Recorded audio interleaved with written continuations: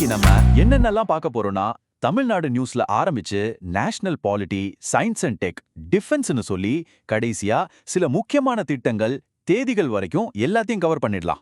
சரி, முதல் செக்மெண்ட்டுக்குள்ள போலாம். நம்ம தமிழ்நாட்டுல நடந்த முக்கியமான விஷயங்கள் என்னென்னு பார்ப்போம். முதல்ல ஒரு முக்கியமான கோர்ட் நியூஸ். தாலிக்கு தங்கம் திட்டம் பத்தி நீங்க எல்லாரும் கேள்விப்பட்டிருப்பீங்க. மூவலூர் ராமாமிருத்தம் அம்மையார் திருமண உதவி திட்டம்னு சொல்லுவாங்க இல்லையா? அது சம்பந்தமா ஹைகோர்ட் ஒரு முக்கியமான தீர்ப்பு கொடுத்திருக்கு. அது என்னன்னு பார்க்கலாம் வாங்க.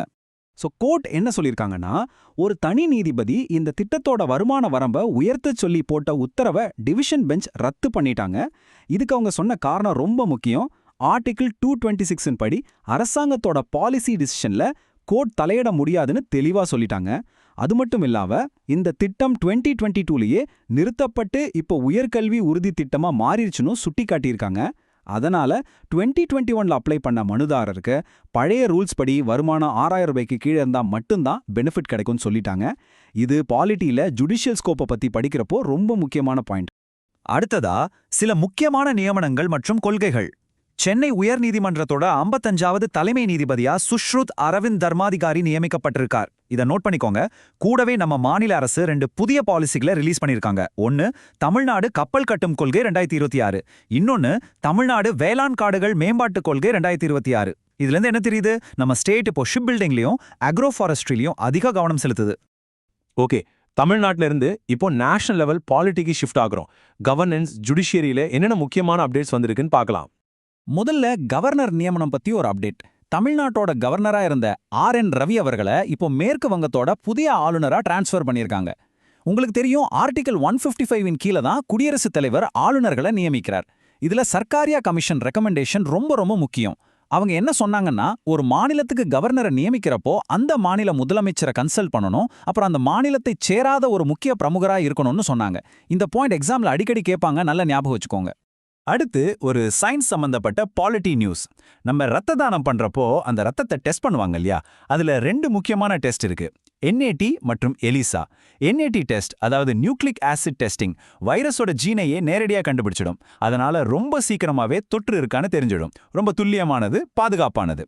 ஆனா ELISA டெஸ்ட் நம்ம உடம்புல தொற்றுக்கு எதிராக உருவாகிற ஆன்டிபாடிகளை தான் கண்டுபிடிக்கும். இது உருவாகிறதுக்கு கொஞ்சம் லேட் ஆகும். இப்போதைக்கு ELISA தான் அதிகமா யூஸ் பண்றாங்க. ஆனா NAT டெஸ்ட்டை கட்டாயமாக்கலாமான்னு சுப்ரீம் கோர்ட் இப்போ பரிசீலனை பண்ணிட்டு இருக்காங்க. இது ரத்த பாதுகாப்புல ஒரு பெரிய முன்னேற்றமா இருக்கும்.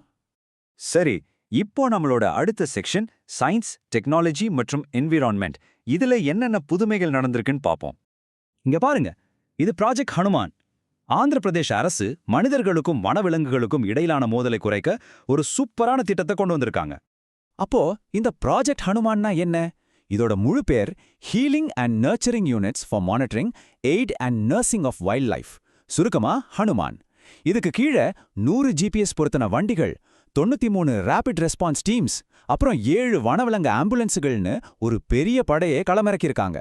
இதோட நோக்கம் மோதலை குறைக்கிறது, விலங்குகளை வேகமா மீட்கிறது, அவசர நேரத்துல உடனடியா செயல்படுறது தான். இதுக்காக AI based tracking system, mobile ஆப்னு டெக்னாலஜியையும் நல்லா யூஸ் பண்றாங்க. அடுத்து விண்வெளிக்கு ஒரு சைபர் பாதுகாப்பு கவசம். இப்போ இந்தியா ஸ்பேஸ் டெக்னாலஜில வளர்ந்துட்டு வர்றோம். நம்ம சேட்டலைட்ஸ், கிரவுண்ட் ஸ்டேஷன்ஸ்லாம் இருக்கு இல்லையா? இதுக்கெல்லாம் சைபர் தாக்குதல் அபாயம் அதிகமாகிட்டே இருக்கு.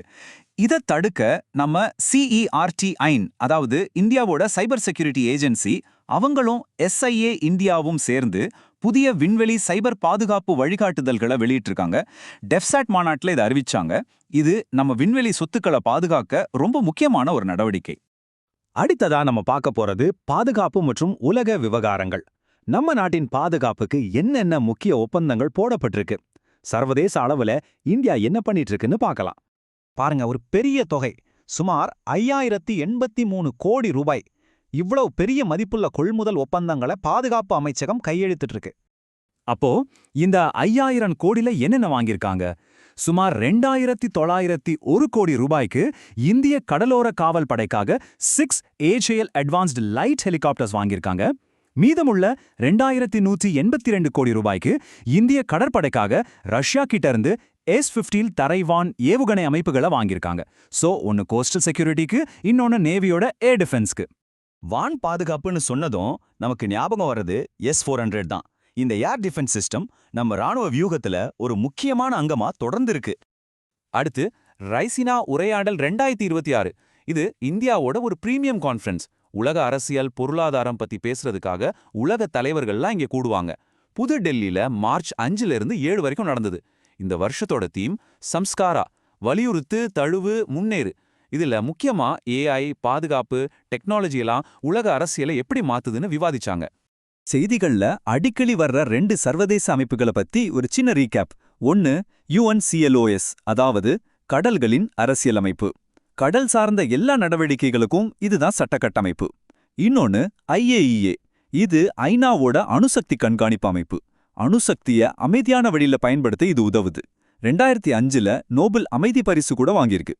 சரி, இப்போ கடைசி செக்ஷனுக்கு வந்துட்டோம். எக்ஸாம்ல நேரடியா கேட்கக்கூடிய சில முக்கியமான திட்டங்களையும் நாட்களையும் வேகமா பார்த்துடலாம். முதல்ல இந்திய புவியியல் ஆய்வு மையம், அதாவது GSI. இது 1851லே தொடங்கப்பட்டது. உலகத்திலே 2வது பழமையான புவியியல் அமைப்பு இதுதான் அப்படின்னு சொல்றாங்க. மார்ச் 4ஆம் தேதி தன்னோட 176வது நிறுவன தினத்தை கொண்டாடியிருக்காங்க. இதோட ஹெட் குவார்ட்டர்ஸ் எங்க இருக்குன்னு கேட்டா கொல்கட்டா. இது சுரங்க அமைச்சகத்துக்கு கீழே செயல்படுது. அடுத்து ஒரு நம்பர் 12 மில்லியன், அதாவது 1,20,00,000.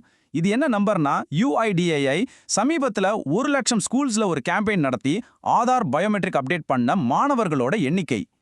கடைசியா 2 முக்கியமான நாட்கள். 2மே மார்ச் 4ஆம் தேதி தான். ஒன்னு உலக உடல் பருமன் தினம், இன்னொன்னு தேசிய பாதுகாப்பு தினம். இந்த 2026ஆம் வருஷம் 55வது தேசிய பாதுகாப்பு வாரத்தை குறிக்குது. இந்த 2 தேதிகளையும் அதோட முக்கியத்துவத்தையும் ஞாபகம் வச்சுக்கோங்க.